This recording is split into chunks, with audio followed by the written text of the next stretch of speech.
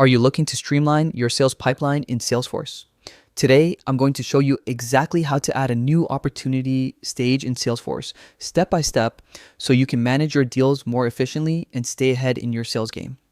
First, log into Salesforce. Make sure you have the right permissions to manage opportunities. If you're not sure, check with your Salesforce admin. Once you're in, head to the left side panel and click on Sales. This opens up all the key options for your sales operations. Next, click on the Opportunities tab at the top. This is your central hub for tracking all potential deals, from start to finish. Here, you'll see a snapshot of your ongoing opportunities and metrics. To create a new one, click Add Opportunity. A new window will pop up where you'll enter all the critical details: opportunity name, account, close date, stage, and forecast category. Some fields may be mandatory depending on your organization's setup, so fill everything out carefully. Double check your entries to avoid mistakes that could cause problems later.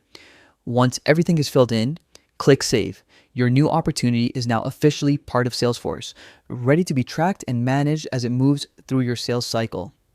You'll see it appear in the list view under the Opportunities tab, a satisfying confirmation that it's all set up correctly. By following these steps, you now have the power to efficiently add new opportunities and keep your sales pipeline organized.